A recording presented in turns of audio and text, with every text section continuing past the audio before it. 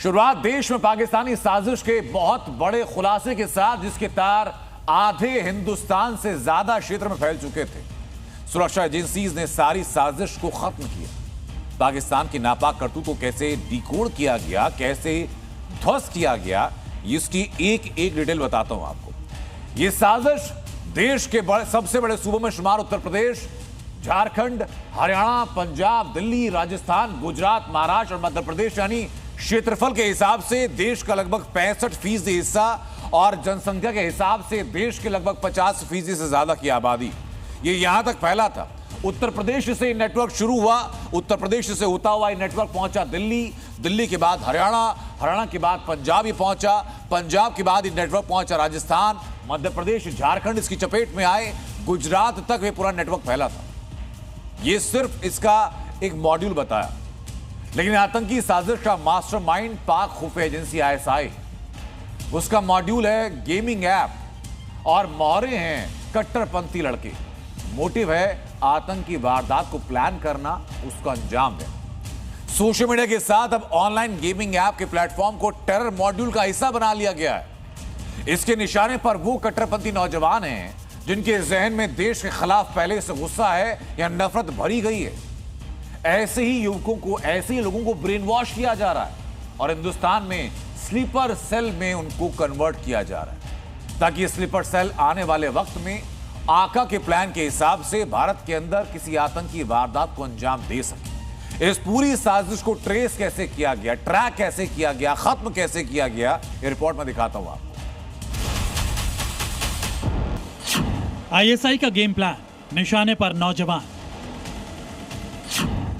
UP, Delhi, Punjab, Pakistani साजिश बेनकाब।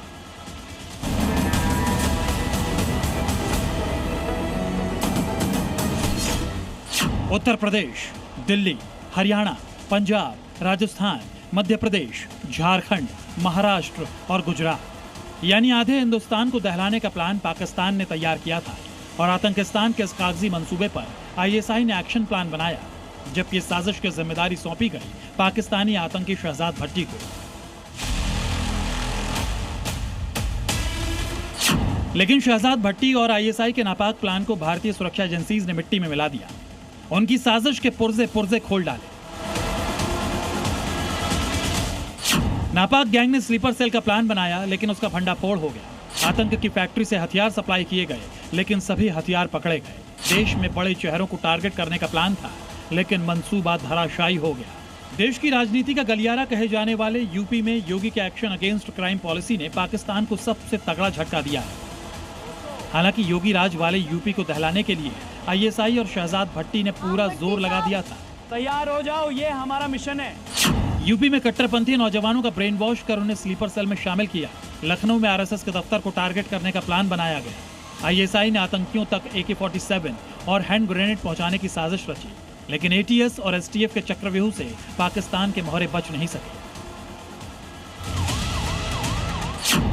ATS और यूपी STF ने सहारनपुर, मुजफ्फरनगर और आजमगढ़ से कई संदिग्धों को गिरफ्तार किया है, जहां युवाओं को पैसों का लालच देकर पुलिस थानों और राजनेताओं को धमकाने या नुकसान पहुंचाने की जिम्मेदारी सौंपी गई थी। पाकिस्तानी गैंगस्टर और पाकिस्तानी ISI एजेंट शहजाद भट्टी ने उत्तर प्रदेश के साथ साथ पूरे देश में दहशत फैलाने को लेकर साजिश रची। गनीमत ये रही कि समय रहते ATS ने उसकी साजिशों को नाकाम कर दिया और उत्तर प्रदेश में लगभग 1 दर्जन से ज़्यादा जो आतंकी हैं, जिन पर आरोप है, उनको गिरफ्तार किया।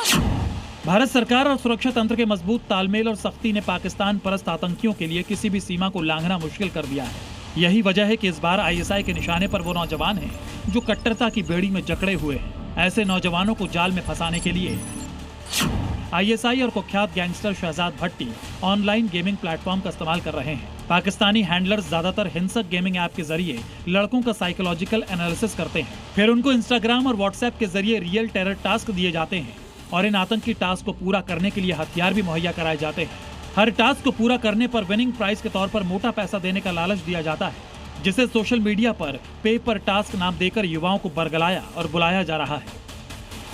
पाकिस्तान की इस ऑनलाइन साजिश का खुलासा दिल्ली पुलिस के स्पेशल सेल के हत्थे चढ़े 3 नाबालिगों ने किया और अब देश की सुरक्षा एजेंसीज की नजर उन ऑनलाइन गेमिंग ऐप्स पर है जिनका आईपी एड्रेस पाकिस्तान का है, और ऐसे गेमिंग ऐप पर मौजूद युवाओं को बाउंड डाउन यानी कानूनी तौर पर प्रतिबंधित किया जा रहा है। शहजाद भट्टी आईएसआई के साथ मिलकर ऑनलाइन रेडिकलाइज किए गए फुट सोल्जर के जरिए राजधानी दिल्ली में कई संवेदनशील इमारतों पर हैंड ग्रेनेड के जरिए हमला करने की साजिश रच रहा है। इसके अलावा अपने गुर्गों के जरिए शहजाद भट्टी पुलिस वालों की टारगेट किलिंग की भी प्लानिंग कर चुका है। खुलासा हुआ है कि आईएसआई ने ऐसे लड़कों को ऑनलाइन रेडिकलाइज और गेमिंग ऐप के जरिए फंसाने के लिए स्पेशल डेस्क बना रखा है और कमजोर दिमाग वाले कट्टरपंथियों को पहले फुट सोल्जर बनाकर बाद में आतंकी बनाने की तैयारी है, जिसके लिए यूपी से लेकर दिल्ली और पंजाब तक आईएसआई और शहजाद भट्टी गैंग एक्टिव है। हिंदुस्तान के खिलाफ पाकिस्तान ने सोशल मीडिया को अपना टेरर मॉड्यूल बना लिया है। शहजाद भट्टी भारतीय युवाओं को पहले सोशल मीडिया पर जोड़ता है, बाद में उन्हें पैसे, हथियार, ड्रग्स और गैंगस्टर्स की लाइफस्टाइल का लालच देकर अपने नेटवर्क में शामिल करता है। हाँ भट्टी साहब, तैयार हो जाओ, ये हमारा मिशन है। लेकिन अब पाकिस्तान के इस गैंगस्टर की पोल पट्टी खुल चुकी है और उसके आतंकी आकाओं की कोई भी चाल हिंदुस्तान में कामयाब नहीं होने वाली है।